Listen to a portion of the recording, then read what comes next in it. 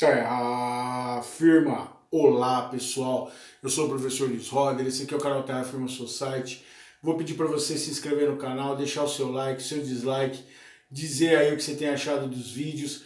E hoje no Você Sabia da série Performance, eu vou falar de um cara completamente desconhecido, mas que eu descobri sem querer. Fui ver a obra dele, eu não gostei muito não, tá? Mas achei muito interessante. E dentro dessa ideia de mostrar artistas diferentes, hoje eu vou falar do Satan Panonsky. Você vai ver o nome dele aqui escrito embaixo no vídeo, você vai entender melhor. O nome dele era Ivica Kujak, se é que assim que pronuncia, também conhecido como Satan Panonsky ou Catcher 2. Catcher segundo, Catcher 2. Ele nasceu no dia 4 de junho de 1960, né? Em Serit, na Croácia, né? Ele é de Vinkovic, da Croácia, e ele faleceu no dia 27 de janeiro de 1992, aos 31 anos, também na Croácia. Ele fazia um punk rock, tá? Ele é considerado o G.G. Allen da Iugoslávia, da Croácia, assim, né? E ele, por que ele fazia? Ele era músico, poeta e cantor. Ele fazia umas performances, então ele tinha banda punk. Aí é que tá. A música dele não é ruim, é bem legal, mas é um punkão bem basicão, assim, em que mais ele colocava os poemas dele para fora. Os poemas dele são interessantes, tá? E ele fazia muito speaking poetry, ou aqueles discursos livres, né? Só que por que ele era conhecido como o DJ Allen croata da Iugoslávia, da região da Iugoslávia? Porque ele tinha o hábito de se automutilar, cortar, bater na cabeça, fazer não tão visceral quanto o DJ Allen fazia, mas fazer performances intensas, de se machucar, se mutilar, né? Ele matou um cara, né? Ele serviu, ele lutou na Guerra da Croácia, ele ficou bem afetado por isso. Antes ele já tinha matado um cara que ele disse que abusou do irmão dele, né? Ele esfaqueou esse cara, ele ficou preso no hospital psiquiátrico. Ele tinha, como é que fala aqui, como é que diagnosticaram? Que ele tinha transtorno de personalidade limítrofe, né? E aí o que aconteceu?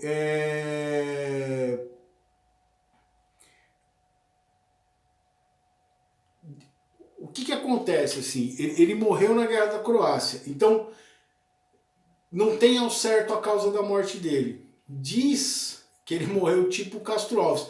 Aliás, outro dia eu citei um vídeo aqui que eu falei do navio negreiro, e eu citei o Álvaro de Campos. Na verdade é o Castro Alves, tá? Perdão pelo erro aí, tem hora que dá uma embaralhada em tudo aqui. O que aconteceu? Ele estava com uma arma e parece que ele escorregou e a arma disparou nele e ele acabou morrendo em função desse acidente, né? Algumas pessoas dizem que talvez tenha sido suicídio, mas a história mais próxima seria essa. E o que ele fazia? Tem um documentário sobre ele que o documentarista ele o acompanhou antes do show, durante o show e depois do show. E aí ele passava, se você quiser ter uma ideia da imagem dele, um cara que parecia muito com ele, e na verdade você vai achar o contrário, mas na verdade a ordem é essa, é o Rob Flynn do Prodigy, aquele do moicano que infelizmente cometeu o suicídio, se enforcou, né? Aquele vocalista do Prodigy parecia muito com o Satan Panonsky, no estilo, do visual e tudo mais. Não sei se é uma referência ou não do Rob Flynn, né? Rob Flynn, acho que o Rob Flynn é do Machine Head. Vixe, agora virou um monte de... O cara é o vocalista do Moicano lá do Prodigy. Então assim, e aí você tinha uma imagem do Satan Panonsky e você tinha uma agressividade que ele trazia na banda punk, na poesia, na história dele. Então ele era um cara que ele tinha matado alguém já e que fazia você ter uma imagem que ele era uma pessoa extremamente agressiva, uma pessoa extremamente violenta. E quando você assiste esse documentário, mesmo sendo...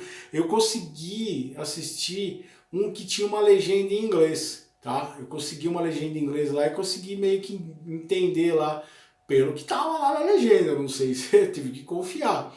Mas que na entrevista você percebe que ele era um cara extremamente doce, extremamente coerente, diferente do Didi Allen, que era aquela agressividade 24 horas por dia.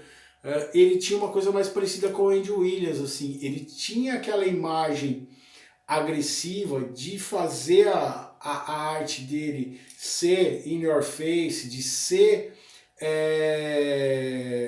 de se tornar extremamente pungente, principalmente pela ferocidade e pela agressividade dos atos e da temática, só que dentro dele ele carregava uma doçura,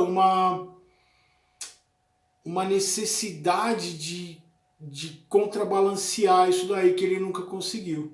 E ele acabou morrendo jovem, né? Ele morreu com... Ele tem 3 discos só. Ele tem, de 89, o Meu, não dá pra falar esse bagulho aqui. Ele tem um disco de 89, ele tem um disco de 90 e um de 92. Tá? Tanto que quando você vai pesquisar, ele aparece muito como a referência do G.G. Allen, assim. Didi Allen, né? de Jesus, né? E assim, ele foi uma perda muito grande, porque ele era um cara que tinha muito potencial. E quando você vê essa entrevista dele e percebe essa doçura, como ele era... Porque você fica com aquela imagem assim, do cara fazendo toda aquela agressão verbal, aquela performance agressiva, você fica com uma imagem diferente da pessoa. E ele tinha muito para dizer, muito para se expressar ainda, e uma doçura que precisava entrar em contato com aquela agressividade. Coisa que acabou, infelizmente, não acontecendo. E não deu para a gente ter uma visão diferente dele. É muito louco você imaginar quantos artistas a gente tem pelo mundo que ficaram pelo tempo. Sabe? Uma coisa muito legal que a internet está permitindo, e a internet permitiu, graças a um YouTube, por exemplo, é você pegar um monte de arquivo de pessoas que ficariam perdidos pela história, e a gente não poderia jamais ter contato dele, e hoje eu estou aqui falando para vocês do Satapanowski, falando da obra dele, entender que tá lá, né, tá para a gente poder dar uma conhecida, e se você gostou, por exemplo, do Didi Allen, entender esse artista diferente. Então é muito mais pela curiosidade de uma pessoa que... Porque assim, o que chama atenção no Satapanowski é ele fazer coisas que talvez a gente não teria coragem, mas talvez até no fundo teria vontade de fazer.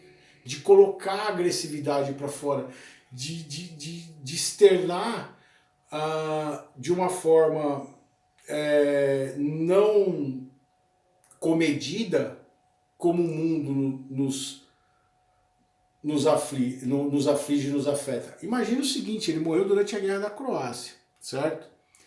Em que momento que ele viveu da Croácia? Ele pega uma situação, não sei se vocês sabem, mas na Guerra da Croácia, a Croácia ela foi obrigada a se juntar depois da Segunda Guerra Mundial, de formar a Iugoslávia, né? E a Tchecoslováquia. Então eles juntam ali um monte de gente que nunca se sentiu igual ou pertencente do mesmo grupo.